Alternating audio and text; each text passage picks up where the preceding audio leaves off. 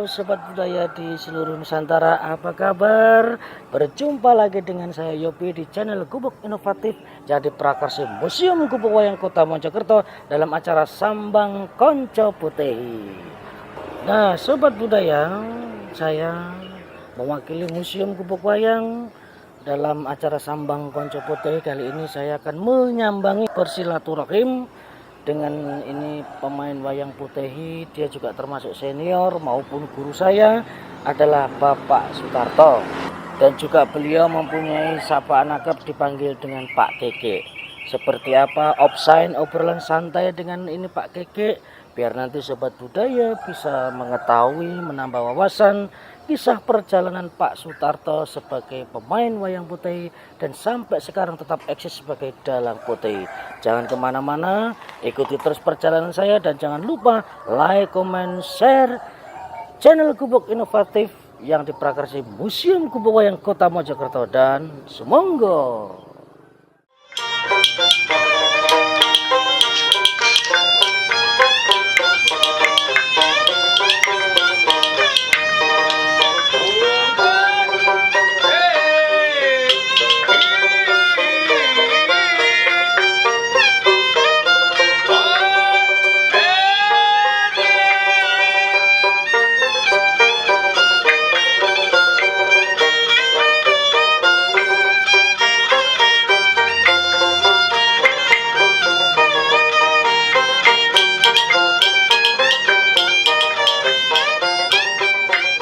Halo Sobat Budaya di seluruh Nusantara. Saat sekarang ini saya sudah bersama seorang narasumber dan juga sebagai tokoh wayang dalam wayang putih. Tak lain adalah Bapak Sutarto, dan teman-teman putih sering memanggil Pak Keke. Dan seperti apa keseruan saya nanti berbincang-bincang obrolan santai dengan Pak Keke. Jadi Sobat Budaya jangan kemana-mana. Mari kita segera mengorek tentang perjalanan Pak Keke atau Pak Sutarto selama menjadi pemain wayang putih. Apa kabar Pak Keke? Kabar baik. Kabar baik, sehat selalu ya Pak Keke ya? Alhamdulillah sehat-sehat saja. Sudah lama kita tidak berjumpa. Iya. Kira-kira kurang lebih ada berapa tahun Pak ya? 6-7 tahun ya? Iya, sekitar 6-7 tahun. 6-7 tahun, bahkan sebelum corona kita sudah jarang ketemu juga. Betul. Dah Sobat Budaya, perlu diketahui Pak Keke ini beliau juga boleh dikatakan sebagai senior di dalam ini dunia perwayangan putih ya Pak. Iya. Karena tidak bisa dipungkiri, pertama kali saya mengikuti wayang putih ikut beliau, kalau tidak salah pentas di Kota Tuban ya Pak ya. Betul. Di Kelenteng Kuansing Bio tahun 2001 atau 2002. 2002 itu ya. Iya. Pertama kali saya diajak Pak Keke main wayang putih sebagai asisten dalang pertama. Betul. Pak ya. Dan juga tidak bisa dipungkiri Sobat Budaya bahwa Pak Keke ini juga banyak sekali merangkul regenerasi yang saat sekarang ini sudah menjadi dalang-dalang wayang putih yang sudah terkenal, seperti Pak Widodo dari Kota Jombang, juga sahabat saya Mas Sony Fran Asmara, juga saya ini juga berkat bimbingan beliau. Beliau sering banyak memberikan kesempatan kepada regenerasi pemain wayang putih agar mengenal lebih dalam, bisa mencapai puncak hingga menjadi dalang sampai sekarang ya Pak. Yeah. Nah Pak Keke, kita santai saja sambil ngobrol-ngobrol biar nanti Sobat Budaya tahu bagaimana kisah perjalanan Pak Keke menjadi seorang seniman wayang putih. Pak Keke bisa bercerita, Pak Keke kah masih ingat mulai tahun berapa berkecimpung di dunia wayang putih? Monggo bisa diceritakan Pak. Saya ceritakan dari awal waktu saya mengenal wayang putih. Pada waktu itu di tahun 1979. 79 Pak ya? 79. Wah, saya belum lahir Sobat Budaya. Ya, pada waktu itu kebetulan rumah saya itu dekat dengan kelenteng. Ya. Kebetulan setiap hari juga ada wayang potehi.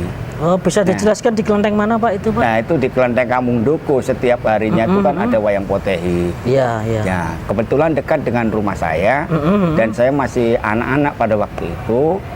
Terus saya sering mendengar suara-suara gamelan wayang potehi. Sering nonton pertunjukan itu ya. Nah saya lambat laun akhirnya saya merapat. Apa sih kok suara gamelan itu suara apa? Kan kita masih belum mengenal pada waktu itu. Akhirnya saya mendekat dan saya bisa melihat oh ternyata wayang. Terus saya melihat, akhirnya saya tertarik, wah bonekanya bagus-bagus. Tapi saya kan belum tahu apa sih potehi itu. Iya. Iya kan?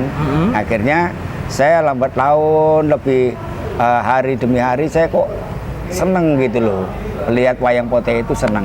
Akhirnya saya lihat dan akhirnya salah satu pemain mempersilahkan saya untuk naik di atas panggung karena dia juga menginginkan saya itu bisa disuruh beli minuman, beli rokok pada awalnya itu pada awal pendekatan dalam panggung itu Pak dalam ya. panggung. Kalau Pak Keke ingat itu waktu itu dalangnya siapa Pak?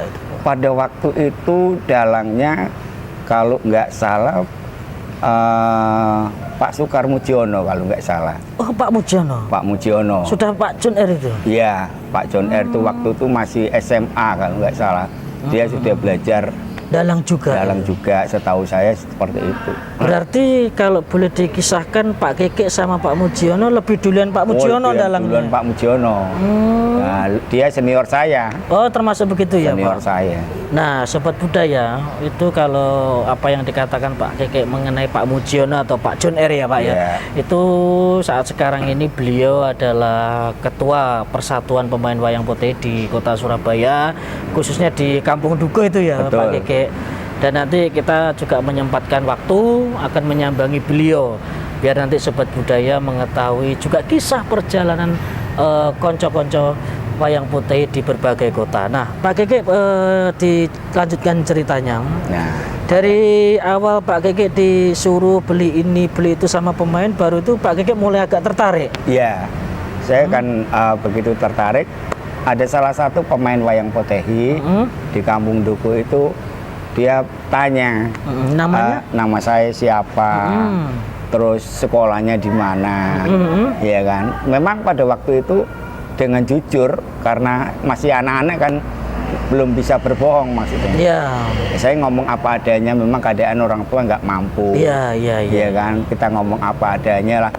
Terus salah satu pemain itu berkata, kamu kalau kedepannya kamu nggak punya punya pengalaman, ya kan, punya skill, kamu nanti sulit, kamu nanti bakal menghadapi kalau punya suami, punya istri, ya kan, punya keluarga. Kita harus punya pekerjaan untuk menghidupi kan seperti itu ya Pak. Iya, makanya akhirnya saya dikasih tahu kalau memang kamu mau belajar, saya ajarin, tapi harus benar-benar jangan asal katanya gitu, ya kan.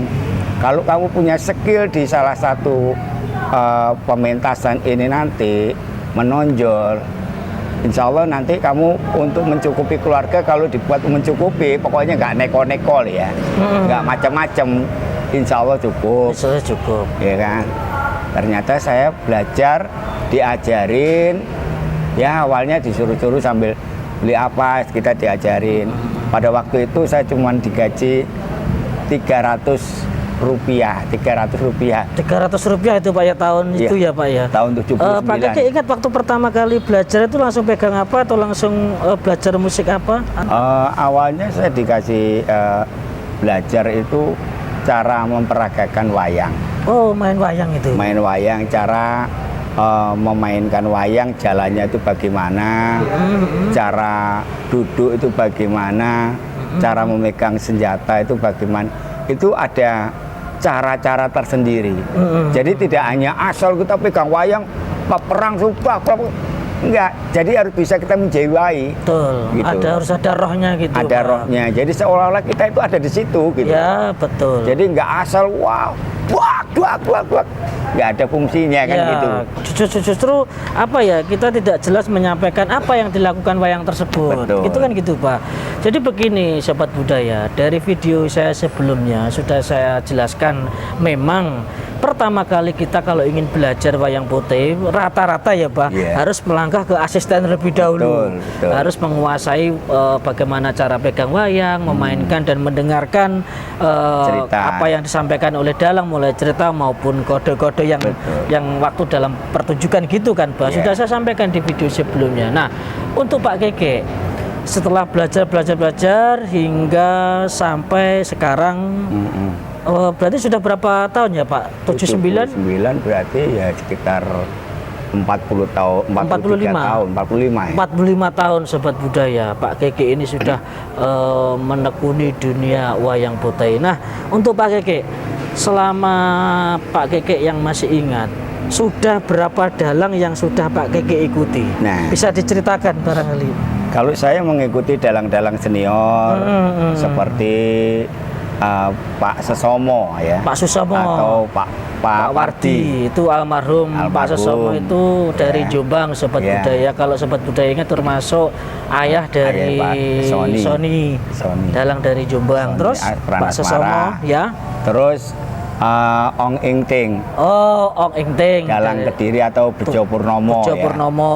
Itu yang kedua. Terus yang ketiga saya ikuti Pak Tio Tionghi. Pak Tionghi dari Pak Tionghi dari Semarang. Semarang, Jawa Tengah. Cima.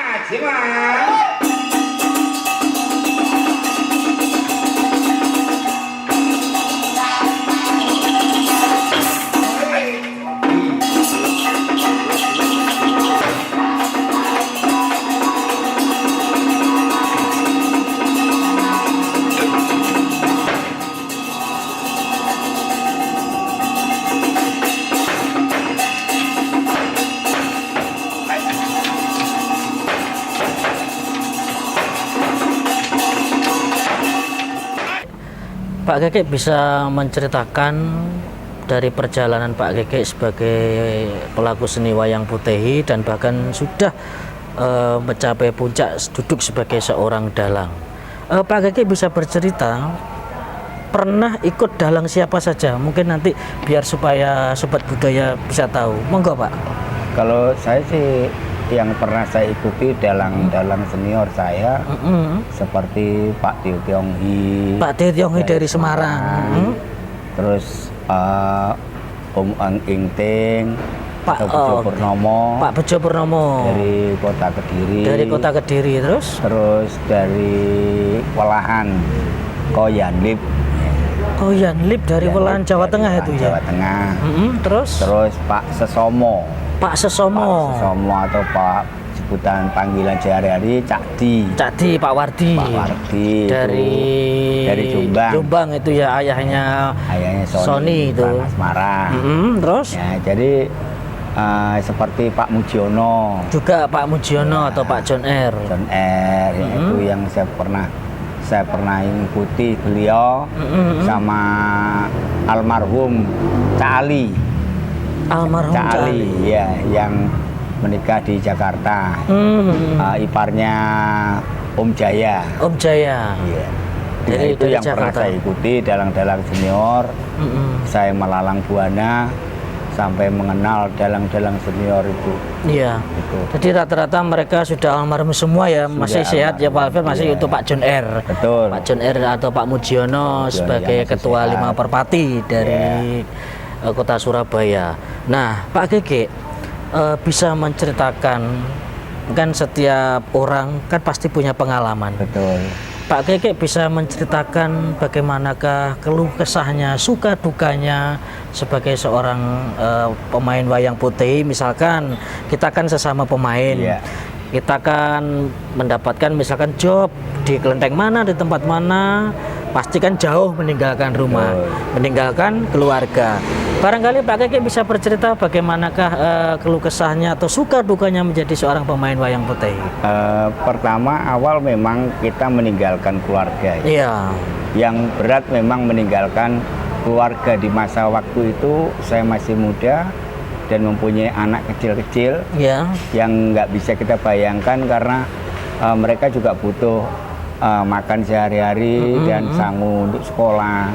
Nah kebetulan kita main wayang putih itu kan nggak bisa langsung kita terima uang langsung. Iya betul. Jadi masih menunggu 5 hari. Nah itu yang membuat saya kadang-kadang itu selalu mengingat anak saya dan istri saya itu makan apa. Saya tinggal sampai sekian hari, terus bagaimana caranya. Itu yang membuat kita kadang-kadang itu berpikir. Ya. Jadi yang kedua kita di lokasi, lokasi pementasan. Kadang-kadang kita diundang itu mendapatkan tempat yang enak, kadang-kadang mendapatkan tempat yang nggak enak, agak sulit lah gitu ya. Jadi itu. begini sobat budaya, kita kan sesama seniman wayang putih. Jadi memang kalau kita misalkan diundang di luar kota mendapatkan tempat yang enak itu maksudnya seperti ini loh. Kita dari pihak panitia yang mengundang, kita disediakan tempat tidur, makan minum disediakan gitu ya Pak Keke. Namun kadang-kadang kita juga mendapatkan undangan pementasan, kadang-kadang kita ini kotor. Maksudnya kita harus cari makan sendiri, kebutuhan apa sendiri. Jadi memang banyak cerita. Jadi sobat budaya yang sudah mengetahui, mengikuti acara Sambang Konco Putih di Gubuk Inovatif yang diprakarsai Museum Gubuk Wayang Kota Mojokerto, pasti mereka semua mempunyai pengalaman cerita suka duka sebagai seorang pemain wayang putih seperti yang Pak Keke sampaikan. Memang kita semua rata-rata pemain putih sering meninggalkan keluarga ya Pak Keke ya. Karena Pak Putih kita rata-rata pentas minimal 1 bulan bahkan sampai 2 bulan. Kita dulu sampai 9 bulan ya Pak di Kota Tuban di Kelenteng Kwan Simbio. Semasa saya masih taraf pembelajaran. Beliaulah dalangnya yang sering memberi kesempatan kepada regenerasi dan sampai sekarang mereka sudah banyak yang menjadi dalang, bahkan sampai ada juga yang pengerawit masih menjadi pemain. Dan Pak Keke sekarang Pak Keke mempunyai anak saya 5 cucu. Cucu 2. Cucu sudah 2. Usia Pak Keke sekarang berapa? 59 sobat budaya. Jadi memang Pak Keke ini termasuk senior regenerasi. Mereka ini sering diberi kesempatan sama Pak Keke karena Pak Keke itu murah ilmu, mengajarkan cara bagaimana memegang alat, memainkan dengan rasa. Jadi suasana itu pementasan bisa hidup, tidak asal-asalan, harus tahu apa yang dipegang dan bagaimana cara mempermainkan. Nah Pak Keke, kan kita juga sama-sama mengetahui dalam 1 tahun itu kan 12 bulan. Kan tidak 1 tahun penuh kita harus main full putih. Coba Pak Keke bisa bercerita apa kegiatan atau pekerjaan apa yang Pak Keke lakukan jika tidak ada job atau pas nganggur di rumah Pak. Monggo bisa diceritakan. Kalau di pementasan wayang putih biasanya kan saya dalam 1 tahun bisa pentas 6 bulan. 6 bulan itu Pak 6 bulan kita bisa pentas wayang putih. Setelah itu kita mencari pekerjaan lain di luar dari wayang putih. Berarti 6 bulan kosong gitu Pak ya. Betul. Di dalam kekosongan dalam wayang putih itu saya lakukan bekerja menarik becak. Menarik becak Pak? Menarik becak. Jadi di kota Surabaya. Di kota Surabaya. Saya tidak malu-malu. Karena apa? Karena itu sangat kebutuhan kita. Iya, sebagai tanggung jawab seorang ayah. Nah, kita sebagai seorang ayah dan tanggung jawab pada keluarga. Apapun yang harus saya lakukan, asal saya tidak mencuri. Iya, yang penting halal tidak merugikan. Yang penting halal. Sobat budaya, tanggung jawab sebagai seorang ayah, sebagai kepala keluarga, apalagi Pak Keke sudah menyampaikan mempunyai 5 anak yang masih memerlukan biaya untuk sekolah, untuk pendidikan dan yang lain-lainnya. Intinya Pak Keke mengisi kekosongan jika tidak ada pentas atau job, tidak ada, Pak Keke bekerja sebagai penarik becak di kota Surabaya. Sungguh sebagai contoh seorang ayah yang baik, ayah yang bertanggung jawab. Semoga sobat budaya bisa dijadikan ini tambah wawasan mengikuti acara sambang Konco Putih. Nah, Pak Keke bisa memberikan pesan, karena Pak Keke ini kan boleh dikatakan sebagai seorang senior. Apa yang Pak Keke ingin sampaikan, memberikan pesan kepada regenerasi wayang putih saat sekarang ini, Pak? Monggo. Ya, pesan saya pada regenerasi, saya mohon untuk regenerasi kedepannya itu belajarlah dengan baik, belajarlah dengan tekun, dengan sungguh hati, ya kan. Kalau bisa lebih maju daripada kita. Jadi wayang putih itu lebih maju, lebih bagus daripada kita. Itu harapan kita. Jadi wayang putih itu jangan sampai punah. Betul. Jadi itu harapan kita. Saya juga sangat mendukung sekali pada siapapun regenerasi yang mau bertanya pada saya tentang wayang putih dalam segi apapun yang saya katakan tentang wayang putih, aku siap untuk memberikan ilmu pada beliau, entah itu melalui telepon atau WA atau beliau datang ke rumah gitu. Saya, itu saya insya Allah nanti saya juga akan memberikan wawasan, memberikan ilmu apa yang saya miliki, ambil semua. Tidak akan saya pungut biaya. Asal mau, saya siap. Niat, ada kemauan gitu ya Pak. Siap saya untuk memberitahu. Memang sobat budaya di seluruh Nusantara, memang sekarang ini dalang-dalang sudah banyak yang tua-tua ya Pak, usianya sudah rata-rata 50 lebih ya Pak ya. Dan kita memang memerlukan regenerasi dalang-dalang baru. Jangan sampai budaya wayang putih ini sampai punah, karena perlu diketahui sobat budaya, wayang putih ini memang asalnya dari negeri Tiongkok, tapi ini sudah menjadi bagian budaya dari bangsa Indonesia. Dan saat sekarang ini putih sudah bisa menembus kaca internasional, sudah sampai di Eropa maupun Asia. Kita sesama pelaku seni wayang putih memang berharap jangan sampai budaya ini punah. Budaya wayang putih harus tetap eksis, tetap jaya di bumi pertiwi bangsa Indonesia. Nah, Pak Keke, saya ucapkan banyak terima kasih atas waktunya. Berbincang-bincang, menceritakan mulai pengalaman dari Pak Keke menjadi seorang dalang, dan sebelum menjadi seorang dalang bahkan menceritakan sisi balik jika kita tidak bekerja di wayang putih. Dan saya mewakili Museum Gubuk Wayang Kota Mojokerto mengucapkan banyak terima kasih atas waktu yang diberikan Pak Keke untuk mau berbagi bercerita pengalaman di acara sambang Konco Putih. Semoga Pak Keke selalu sehat selalu, panjang umur, dan di lain waktu nanti kita bisa berjumpa kembali ya Pak Keke. Terima kasih Pak Keke. Sama-sama, saya juga terima kasih atas pertemuan ini. Saya terima kasih sekali dengan Mas Yupi, bisa ketemu di sini dan kita bisa mengenang masa-masa yang lalu. Terima kasih atas perhatiannya dan terima kasih kepada Gubuk Wayang Ko Jansen. Terima kasih. Nah, sobat budaya dimanapun saja berada, demikian tadi bincang-bincang saya dengan ini Pak Keke atau Pak Sutarto sebagai dalang wayang putih dari kota Surabaya. Dan jangan lupa like, comment, share channel ini Gubuk Inovatif yang diprakarsai Museum Gubuk Wayang Kota Mojokerto. Terus ikuti perjalanan saya menyambangi konco-konco putih. Sampai jumpa. Salam budaya mempersatukan bangsa.